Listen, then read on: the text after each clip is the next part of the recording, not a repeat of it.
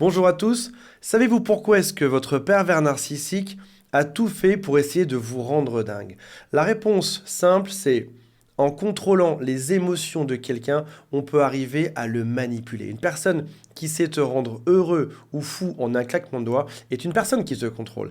Et on va découvrir dans cette vidéo d'aujourd'hui que vous l'avez peut-être aidé à vous manipuler. Alors, on va découvrir ça dans un instant, mais avant de démarrer, si vous le souhaitez, abonnez-vous à la chaîne, cliquez sur j'abonne, puis sur la cloche qui est juste à côté. Il y a aussi un quiz qui s'appelle est-ce que cette personne est vraiment perverse, narcissique ou pas? Vous trouverez le lien en haut de cette vidéo ou également dans la description. Et si votre cas est particulier, si vous souhaitez en parler, toute mon équipe est là pour vous écouter et pour vous aiguiller. Alors, on va commencer par ce qui s'appelle la phase d'apprentissage. Alors attention, du côté de votre pervers narcissique, ça s'appelle une phase d'apprentissage. Pour vous, ça s'appelle une phase de lune de miel. Pendant quelques mois, votre pervers narcissique au tout début est parfait. C'est la femme adorable, c'est l'homme merveilleux. C'est exactement ce que vous cherchiez sur Terre. Et ça vous paraît bizarre, trop beau pour être vrai. En effet, oui, c'est exactement ça.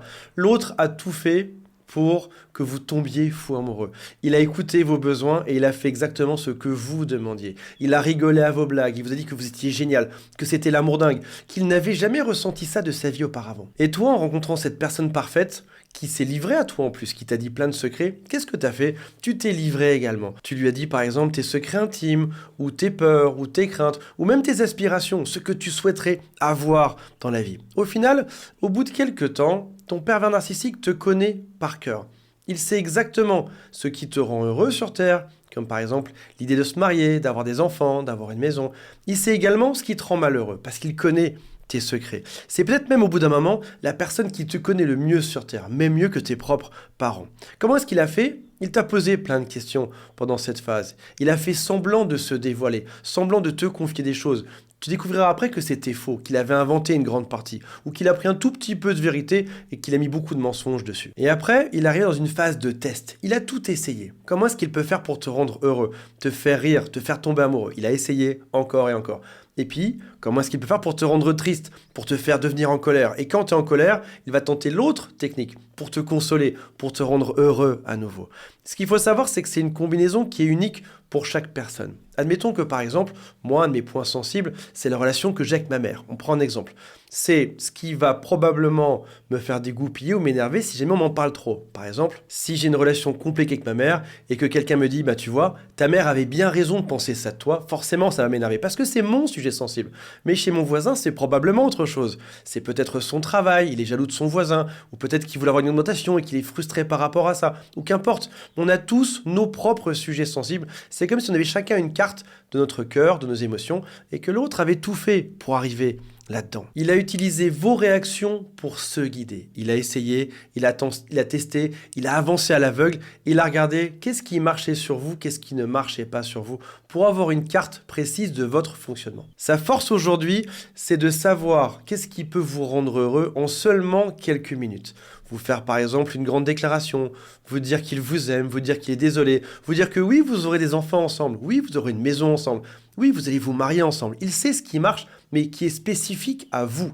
Mais il sait également comment vous rendre fou de colère, fou de rage, rouge, écarlate, énervé. J'ai des clients qui me disent parfois « je ne comprends pas ce qui s'est passé, je suis une personne plutôt calme et j'en venais à me taper la tête contre les murs, je ne sais pas comment l'autre a fait ». Et il faut savoir que avoir le pouvoir de rendre fou de colère quelqu'un, c'est un pouvoir qui est supérieur à celui de le rendre heureux. Donc là, on parle d'un réel contrôle des émotions.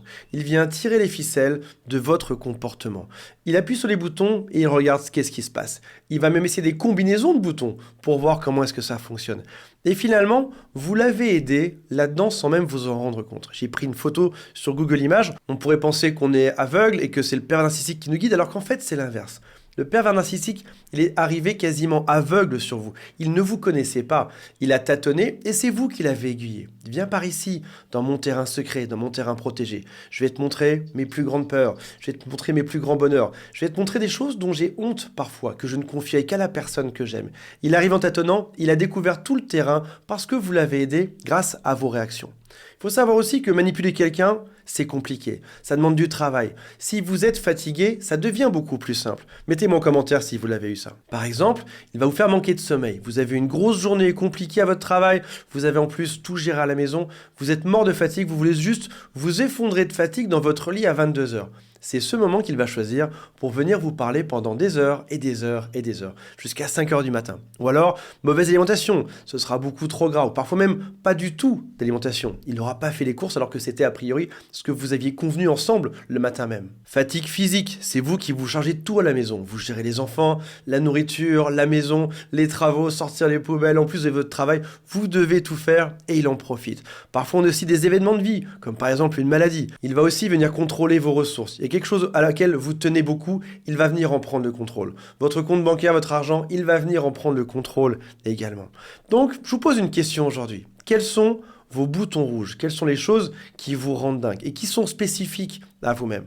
Si par exemple, vous êtes hypersensible, vous ne devez pas aimer que quelqu'un crie. Est-ce qu'il le sait? Et est-ce qu'il en a profité pour parler plus fort à votre contact? Juste pour vous rendre un petit peu fou, parce que ça marche sur vous. Est-ce qu'il a essayé de critiquer vos proches, vos parents, vos amis? Est-ce qu'il a essayé d'être insultant si vous aimez qu'on reste calme dans une discussion? Est-ce qu'il a tenté de critiquer votre métier ou votre physique? Ou alors dire du mal à vos amis dans votre dos parce que vous détestez les potins? Ou encore dire du mal à vos amis lorsqu'ils sont présents, c'est-à-dire vous afficher en public, parce que c'est ça qui spécifiquement vous rend dingue. Est-ce qu'il vous a fait louper des rendez-vous très importants? Est-ce qu'il vous a critiqué face à vos enfants? On a tous des points faibles et par vos réactions, par votre façon de réagir, vous l'avez aiguillé sur vos points faibles. Aujourd'hui, si vous avez compris ça, vous devez réaliser qu'il est important de ne plus montrer vos faiblesses, de ne plus montrer vos ambitions, de ne plus montrer vos forces. On ne montre plus rien, on reste de marbre face à cette personne. Vous ne devez plus le guider vers votre nouvelle vie ou vers la personne que vous devenez. Ça veut dire que même devant l'insupportable, parce qu'il va essayer le pire quand il verra que ça ne marche pas, il va insister. Ce sera réellement une montée en puissance, ce sera de pire en pire. Vous détestez qu'on fasse du mal à vos enfants, c'est à ça qu'il va s'en prendre. C'est le genre de personnage qui va tout essayer.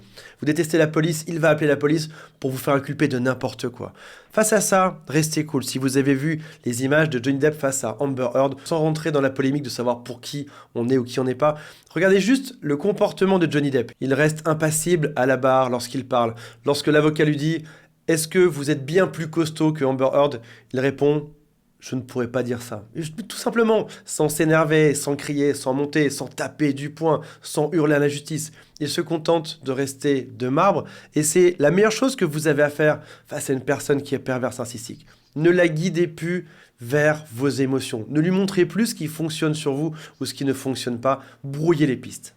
Voilà mes amis, j'espère que ça vous a intéressé. Je vous rappelle qu'il y a le quiz en dessous qui s'appelle « Est-ce que cette personne est perverse narcissique ou pas ?» et on se retrouve très prochainement. J'ai hâte de lire vos commentaires.